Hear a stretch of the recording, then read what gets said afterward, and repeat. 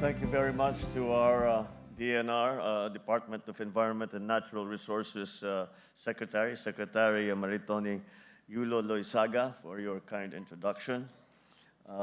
Foreign Affairs Secretary, Secretary Ricky Manalo, our Secretary of National Defense, Secretary Gilbert Teodoro, the Assistant Secretary General and Special Representative of the Secretary General for Disaster Risk Reduction and Head of the UN Office for Disaster Risk Reduction, His Excellency Kamal Kishore. And may I congratulate you. Your message was very well received, and it was you have been able to encapsulate so much of our thinking. And as you say now, is how to bring it down to the local communities and to our people. His Excellency Yuduk Singabdu, Sr., Palau Vice President and Minister of Justice. I hope I didn't murder your name too much. His Excellency Sanbuyan Amarskaikan, Deputy Minister of Mongolia. His Excellency Datu Seri Dr. Ahmad Zahid Hamidi, the Deputy Prime Minister of Malaysia. Senators Lauren Legarda, Cynthia Villar, and fellow workers in government. Of course, you met earlier the First Lady Lisa Araneta. The ministers and delegates of the Asia-Pacific Ministerial Conference on Disaster Risk Reduction, the honorable members of the Diplomatic Corps, our key development partners and stakeholders. We have members of the private sector and the civil society. Other distinguished guests, ladies and gentlemen, good evening. I would like to extend a warm welcome to all of you as we gather here in Manila for the 2024 Asia-Pacific Ministerial Conference on Disaster Risk Reduction. It is an honor for the Philippines to host this gathering of experts, scientists, policymakers, practitioners, bound together by a common purpose. For many years, the Philippines has stood on the front line of the climate crisis. Our geographical location exposes us to hazards such as typhoons, earthquakes, tsunamis, and volcanic eruptions. Each of these challenges has tested the resilience of every Filipino and the strength of our spirit as a nation, as of course it has done to your countries as well.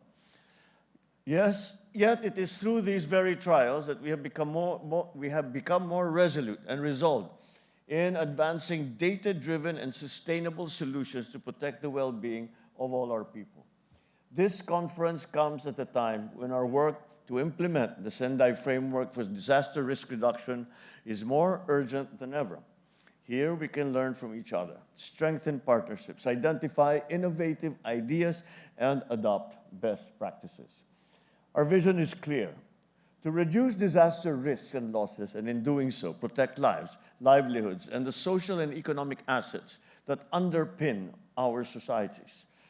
At the heart of our efforts, all our efforts, is climate change, an issue that we have integrated in our national and regional policies. From investment strategies to policy implementation, disaster risk reduction and climate change adaptation and mitigation are now central to how we shape our future.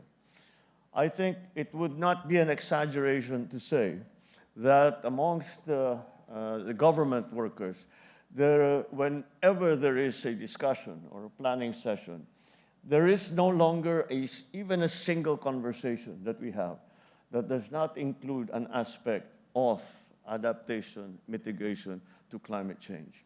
That is how primordial it has become in our everyday lives.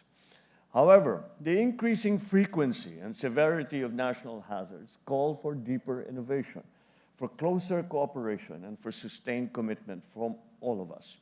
Through this conference, we are presented with the opportunity to explore new avenues of collaboration, especially in leveraging science and technology to alleviate the impact of climate change and ensuring that disaster risk reduction financing is accessible to all.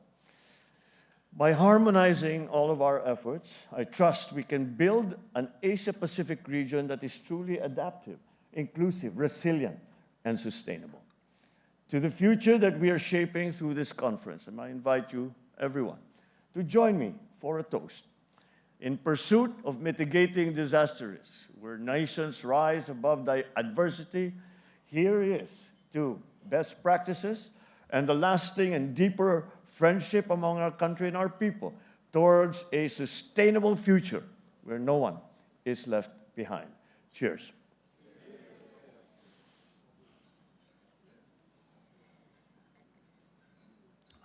Thank you, and enjoy the rest of the evening.